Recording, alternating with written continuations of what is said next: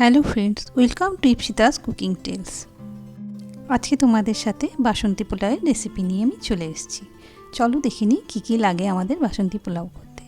আমি এখানে নিয়েছি গোবিন্দভোগ চাল, যে কোনো ভালো আতপ নিলেও হয়ে যায়। আমি গোবিন্দভোগ চাল নিয়েছি 3 কাপ বা 500 গ্রাম। গোবিন্দভোগ চালের একটা নিজস্ব খুব সুগন্ধ থাকে, সেই জন্য খুব বেশি এটাকে ধোয়াধুয়ি প্রয়োজন নেই। আমি এখানে হালকা হাতে 2-3 বার ধুয়ে নিলাম, খুব বেশি কচলে ধোবো না। তারপরে একটা স্টেনার বা ঝাঁঝরির মধ্যে চালটাকে ঢেলে এটাকে একটু ছড়িয়ে দেব, যাতে এটা একটু শুকিয়ে যায়। 5-10 মিনিট এভাবে খোলা হাওয়ায় রেখে দিলেই গোবিন্দভোগ চাল খুব তাড়াতাড়ি শুকিয়ে যাবে বা ঝরঝরে হয়ে যাবে। অন্যান্য উপকরণের মধ্যে নিয়েছি কুচিয়ে রাখা কাঁচা লঙ্কা, গ্রেট করা আদা, নিয়েছি ভালো যে কোনো নামি দামি কোম্পানির ঘি, আর নিয়েছি হলুদ। এখানে আমি 1 চামচ হলুদ নিয়েছি কাজু এবং কিশমিশ। কাজু কিশমিশের পরিমাণটা নিজের পছন্দ মতন। নিয়েছি গরম মশলার গুঁড়ো। ফোড়নের জন্য নিয়ে নেব তেজপাতা। এখানে আমি 2-3টি তেজপাতা নিয়েছি। বাসন্তী পোলাও কিন্তু খেতে মিষ্টি মিষ্টি হয়, তার জন্য নিয়ে নিয়েছি চিনি। এছাড়া নিয়েছি রিফাইন অয়েল, পুরোটা ঘিও করা যায়, আর নিয়েছি নুন বা লবণ। প্রথমে চালটাকে আমি শুকিয়ে নিয়েছি। চালটা দেখো 10 মিনিটের মধ্যে বেশ ঝরঝরে হয়েছে। এবার চালটাকে একটা বড় পাত্রের মধ্যে আমি ঢেলে নিলাম। এর মধ্যে একে একে অন্যান্য উপকরণ দেব। প্রথমে দিলাম 1 চামচ হলুদ, যেহেতু এটা একটু হলুদ রঙের পোলাও হয়। দিলাম 1.5 চামচ মতন লবণ, দিয়ে দিয়েছি বড় 2 চামচের চিনি। আমি এখানে নুন এবং লবণটা প্রথমে অল্প পরিমাণ দিচ্ছি, পরে আবার দেব বেশি করে প্রয়োজন হলে।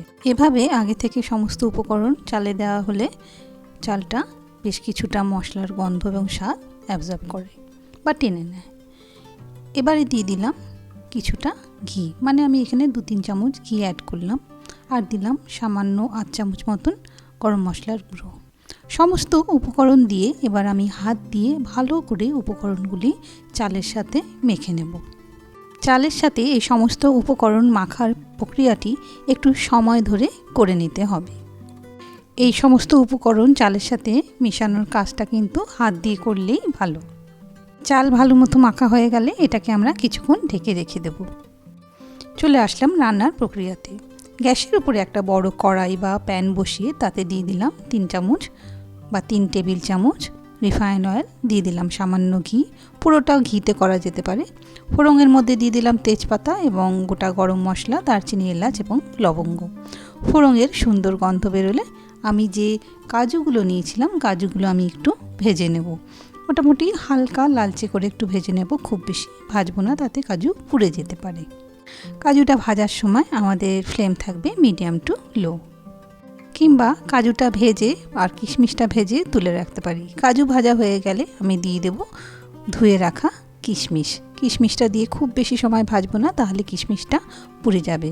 কাজু কিশমিশ ভাজা হয়ে গেলে ওদেরকে এক সাইডে রেখে আমি এর মধ্যে দিয়ে দিলাম, মানে অবশিষ্ট তেলটার মধ্যে দিয়ে দিলাম কুচিয়ে রাখা আদা বা গ্রেট করা আদা, আর দিয়ে দিচ্ছি কিছুটা কাঁচা লঙ্কা কুচি।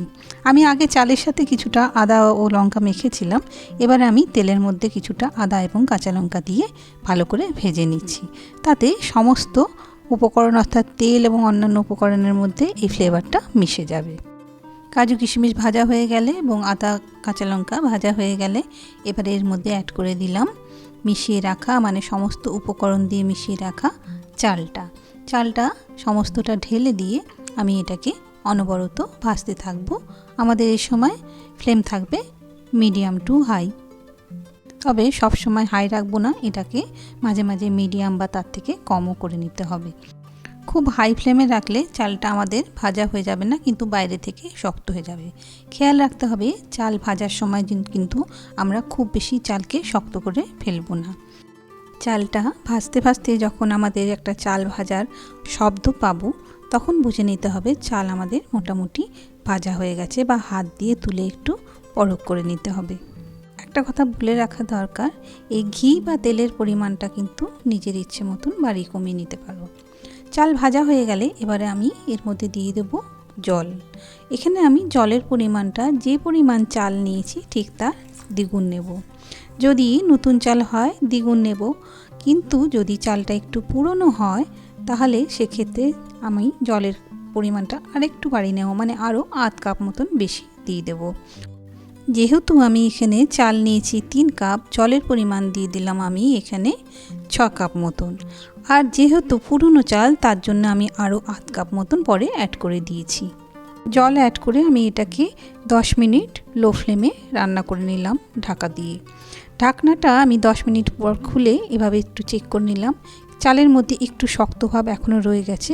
এই সময় আমি আধ কাপ জল দিয়ে এটাকে আরও কিছুক্ষণ লো ফ্লেমে রেখে দিলাম মিনিট 5 মিনিট ঢাকা দিয়ে রাখলেই একদম আমরা পেয়ে যাব ঝরঝরে সুসিদ্ধ বাসন্তী পোলাও।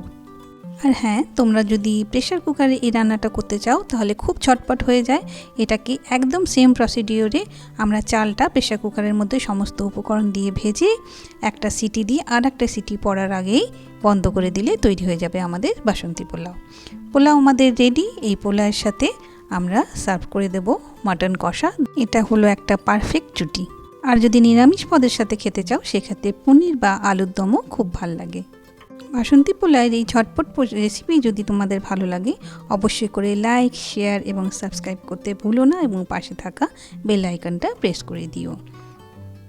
আমি তো আজকে মাটন কষার সাথে পরিবেশন করলাম। তোমাদের এটার সাথে অর্থাৎ বাসন্তী পোলাওয়ের সাথে আর কি কি খেতে ভালো লাগে কমেন্টস করে অবশ্যই জানিও।